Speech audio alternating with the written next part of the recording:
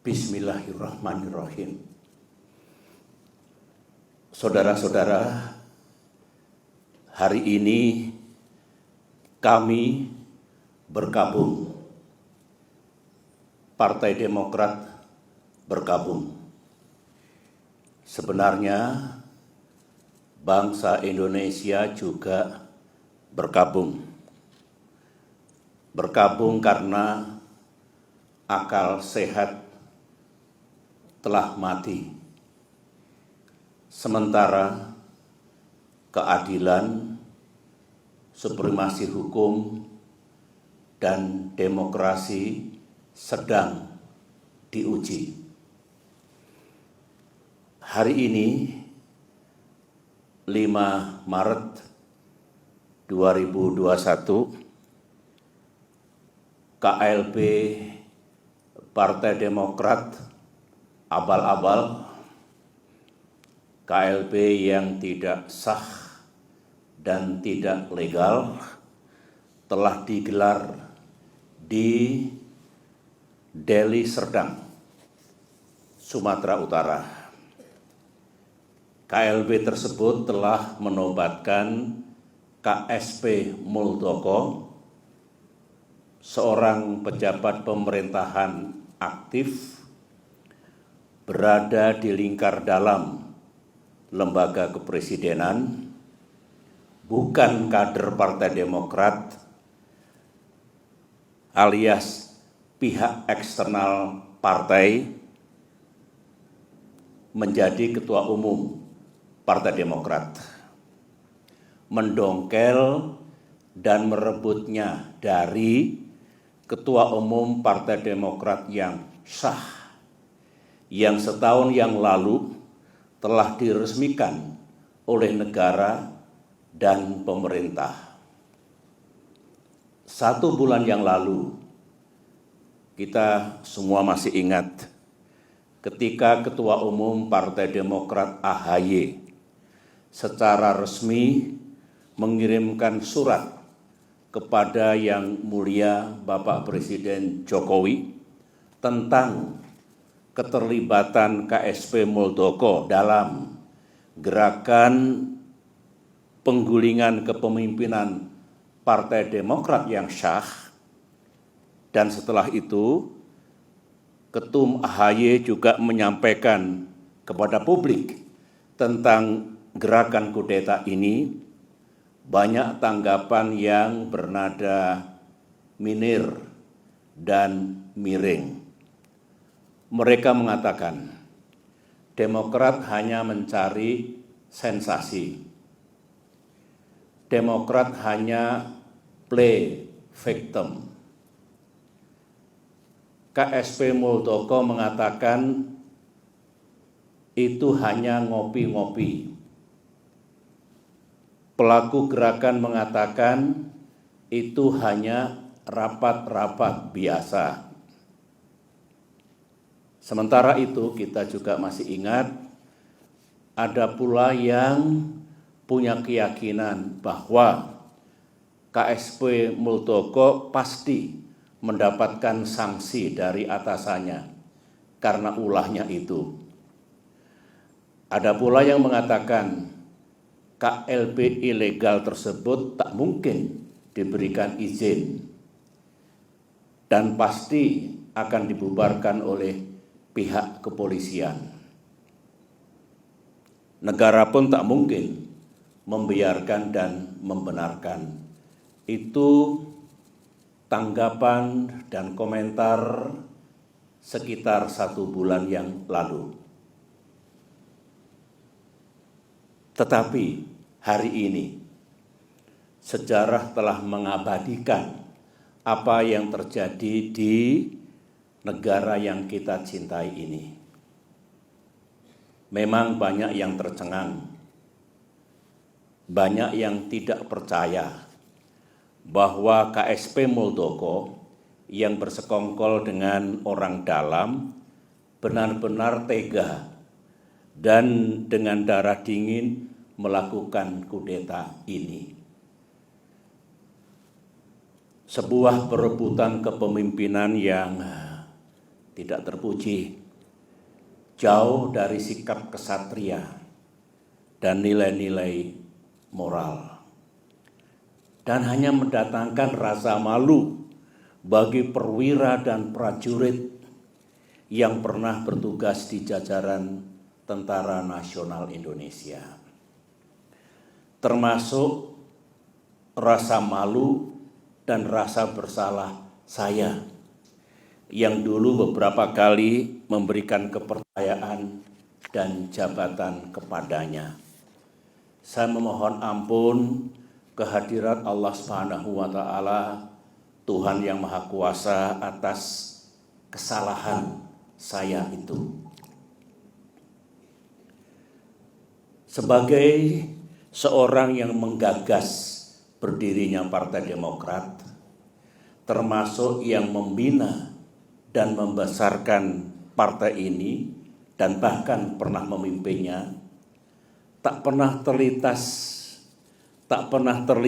dalam pikiran saya bahwa Partai Demokrat akan dibeginikan. Saya benar-benar tidak menyangka, karena sewaktu selama 10 tahun saya memimpin Indonesia dulu, baik secara pribadi maupun Partai Demokrat yang saya bina, tidak pernah mengganggu dan merusak partai lain seperti yang kami alami saat ini. Saudara-saudara, saya tahu bahwa Ketua Umum Partai Demokrat AHY yang terus-menerus memimpin upaya untuk mempertahankan kedaulatan partai telah mengeluarkan berbagai pernyataan. Namun malam ini dalam kapasitas saya sebagai Ketua Majelis Tinggi Partai Demokrat, sebuah lembaga tertinggi dalam kepengurusan Partai Demokrat, saya perlu menyampaikan pernyataan dan penjelasan secara resmi guna merespons KLB Deli Serdang hari ini. Mengapa saya harus mengeluarkan pernyataan pada malam hari ini?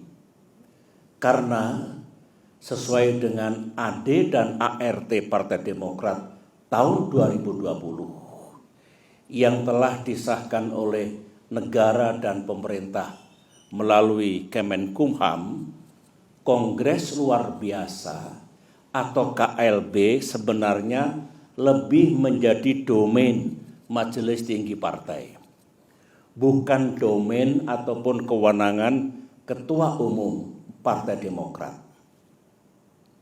AD dan ART sesuai dengan Undang-Undang Partai Politik yang berlaku saat ini adalah peraturan dasar bagi kehidupan partai politik. Sama halnya dengan Undang-Undang Dasar atau konstitusi yang berlaku bagi negara, yang baik itu Undang-Undang Dasar maupun anggaran dasar mengikat secara hukum. Karenanya, segala kegiatan partai yang tidak sesuai dan bertentangan dengan AD dan ART adalah tindakan yang ilegal atau melawan hukum. Mari kita lihat, apakah KLB Deli Serdang tersebut legal atau sah secara hukum.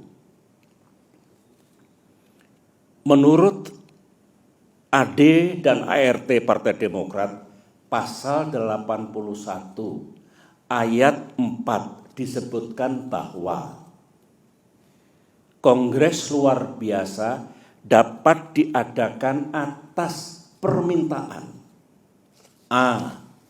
Majelis Tinggi Partai, atau B.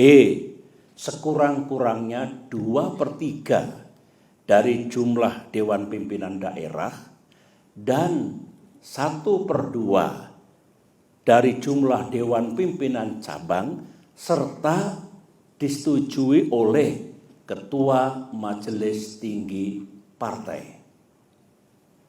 Mari kita uji sekarang, apakah KLB Deli Serdang ini sah secara hukum.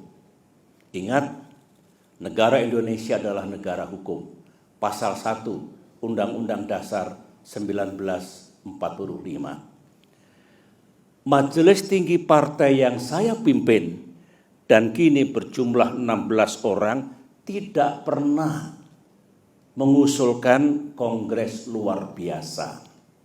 Jadi syarat pertama sudah gugur.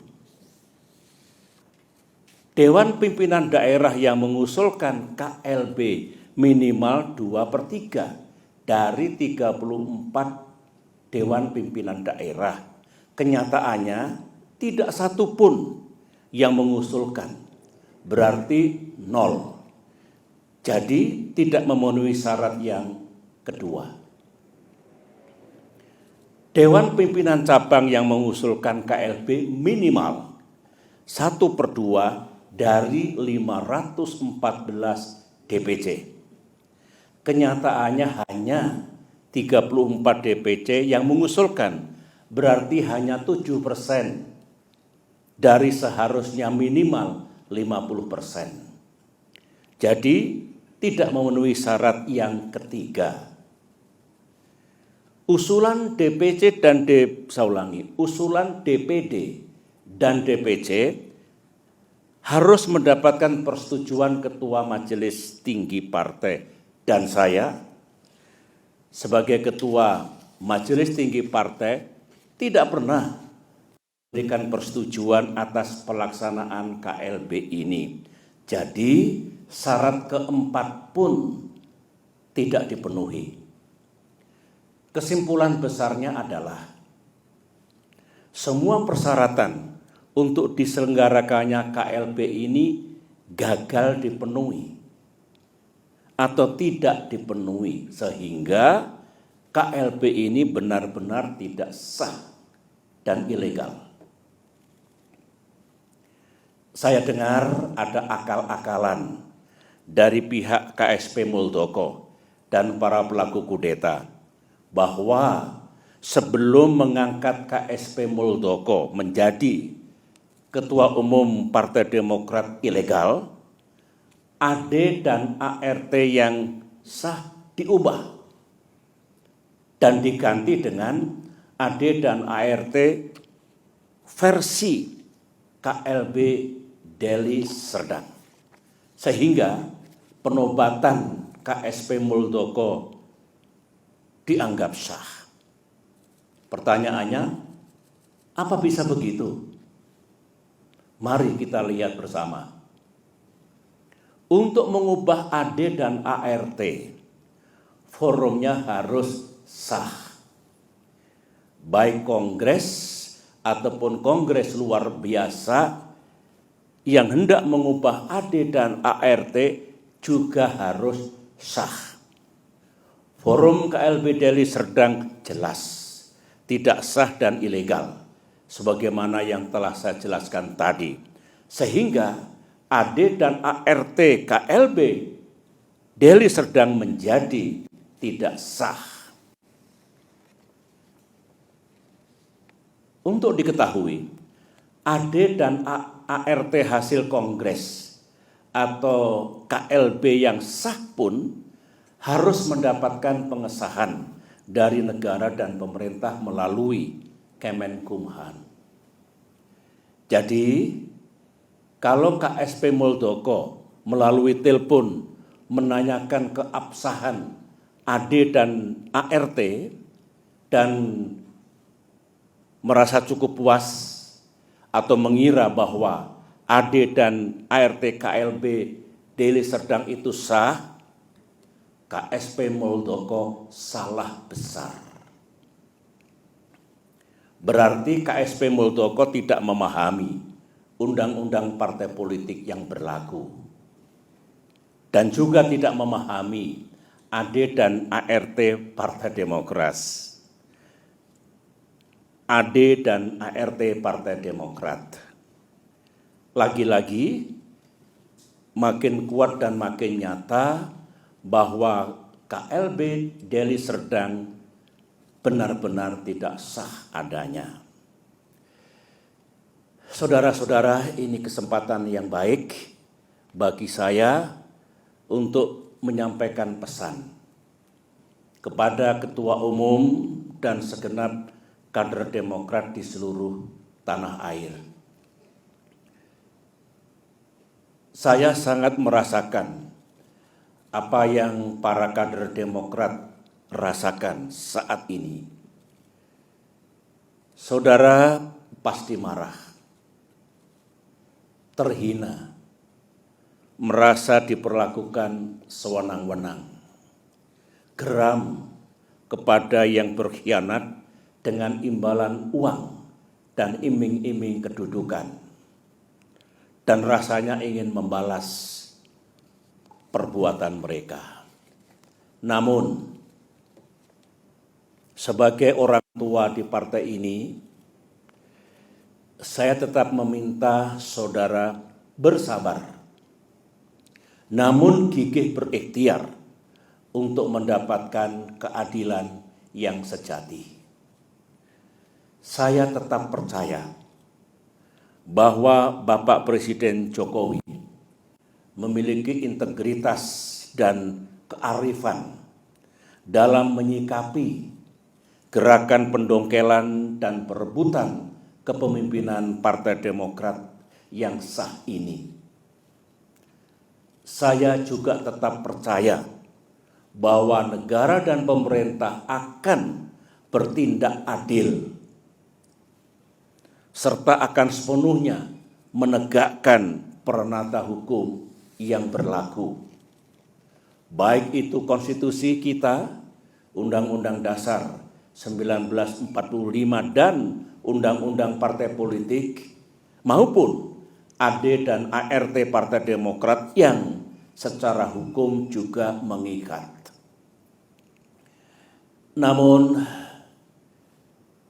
dunia politik tak seindah yang kita mimpikan. Gangguan terhadap Partai Demokrat, gangguan terhadap kita semua belumlah usai.